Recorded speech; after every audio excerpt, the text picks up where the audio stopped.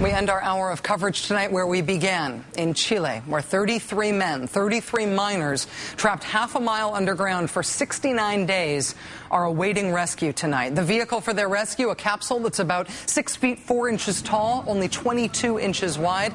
It has already been tested twice without anyone in it within the last hour. But soon, rescue workers are planning to travel all the way down that shaft to evaluate the miners before loading them one at a time into the rescue capsule. It is expected to take about 20 minutes to board each miner into the capsule and another 15 minutes or so to bring each man to the surface. NBC News correspondent Kerry Sanders is with the families of the miners waiting for the rescue. He joins us now live with the very latest. Kerry, I have to ask you first, how are these family members holding up right now? They're doing remarkably well. I'm here with Alicia Campos. Her son, Danielle, 27 years old, is down there. She's up here, and she's nervously passing the time making some bread on the fire here. Tu hijo Daniel será cuál número en la lista? What number will your son be in the list coming up? Él tiene el número 16. He's number 17 coming up. ¿Y cómo se siente en este momento usted? How do you feel right now? Yo me siento feliz de que la Madre Tierra me va a devolver a mi hijo. She goes, I feel well. Estoy aquí compartiendo estos pasitos porque no había pan acá en el campamento, entonces había que hacer algo para... Yeah, as she says, she's making some bread, passing the time, waiting for the moment. Gracias. Todos nosotros estamos contigo. Gracias. Everybody here is with you. Okay, so let's take you up, if we can, to what's taking place right now, and that is the actual capsule itself has had a little bit of a problem tonight with the door that opens and closes. They took it down about 183 feet. That is the length of the steel encased pipe that they have placed inside this hole for the first portion of the 2,040-foot shaft.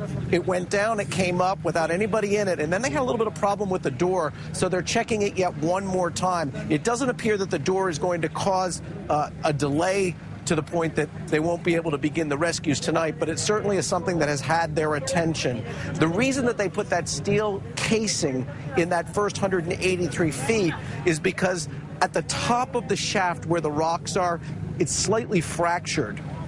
And the fear is that the capsule going down and then coming up may have caused some of the rocks to let loose, and the last thing they want are any rocks tumbling down on top of the capsule. After that 183 feet, they think the rock is solid, although, remember, this shaft is not straight. It's not as if you can go to the bottom and look up and see the people up top with the lights. It kind of does little S-turns, and as we look at the capsule and you see those little wheels protruding from the side from time to time, that is designed so that the capsule can negotiate those S-degree turns of about no more than a 10-degree turn there, Rachel. Kerry, what's the expected time frame on the rescue effort starting the first miner starting to make the first ascent, and how long the overall rescue effort might take? What's the expected range?